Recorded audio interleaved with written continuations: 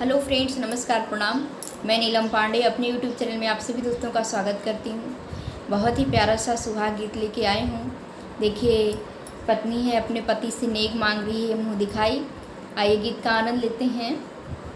Please गीत पसंद आए तो लाइक कीजिए, शेयर कीजिए, प्यारा सा कमेंट जरूर दीजिएगा। आइए सुनते हैं।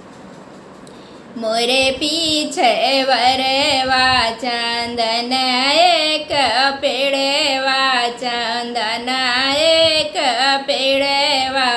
और पतिया झकोरा भर ले तिरे लालनवा, और पतिया झकोरा भरी ले तिरे लालनवा, और चंदन कटाई बाबा पलना सलवले, अरे पलना सलवले, अरे दिहले दाहे जवा के साथ रे लालनवा, और दिहले दाहे जवा के साथ रे लालनवा,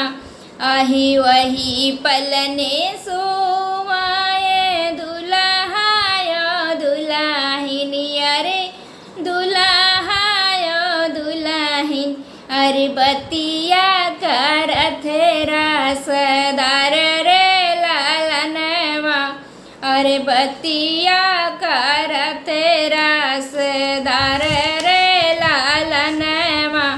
अरे हंसी हंसी दुल्हिने दुल्हे से पूछे, अरे दुल्हे से पूछे, अरे बतिया पूछैया रथाई रे लालनवा, अरे बतिया पूछैया रथाई रे लालनवा, अरे काऊ तू ही दिया स्वामी हमें बाक सिसिया, अरे मुहावा देखैया, अरे मुहावा दुई जिया के चांद रे लालनवा, अरे मुहावा दुई जिया के चांद रे लालनवा, अरे इतना सुनत दुल्हे गरम बोलिया बोले, नाराज बोलिया बोले, अरे काऊ लेके आयो तू दाहे जरे लालनवा, अरे काऊ लेके आयो तू दाहे जरे लालनवा, इतनी वचन दुल्हनी सुनाहू न पामई, अरे सुनाहू न पामई, अरे उठे लागी लुगरी फहराई रे लालनवा, अरे उठे लागी लुगरी झहराई रे लालनवा, इतनी वचन जाबे सुनी है दुल्हनी देई, अरे सुनी है दुल्हनी देई, अरे चली हाई नई हरि के देश रे लालनवा, अरे चली हाई नई हरि के देश रे लालनवा, अरे नैया के परवा उतारा के वट भैया, तारा के वट भैया, अरे जबै हम बाबा जी के देश रे लालनवा, अरे जबै हम बाबा जी के देश रे लालनवा, अरे केवटा है केवटा तो जिनिकारा भौजी, अरे जिनिकारा भौजी, अरे हम हाई देवर तोहर रे लालनवा, अरे हम हाई देवर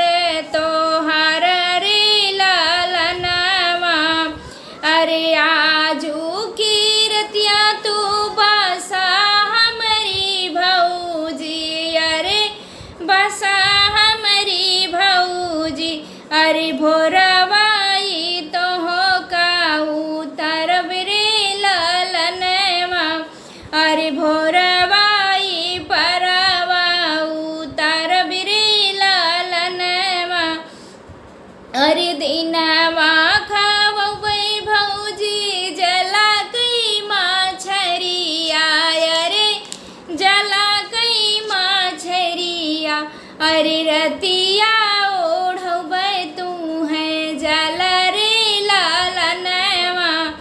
अरे रतिया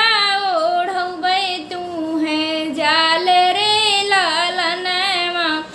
एतनी बचनी जाबे सुनिहाई दुलहिन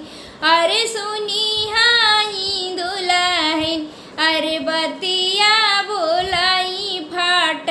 कर रे ललनवा अरे बतिया बोलाई फाट कर रे ललनवा अरे अगिया लगई तोरे जला कई माछरिया अरे जला कई माछरिया अरे बजर पारई तो हो राही जला रे ललनवा यही बाती हम लौटब पिया के सेजरिया अरे पिया के साजरिया अरे पिया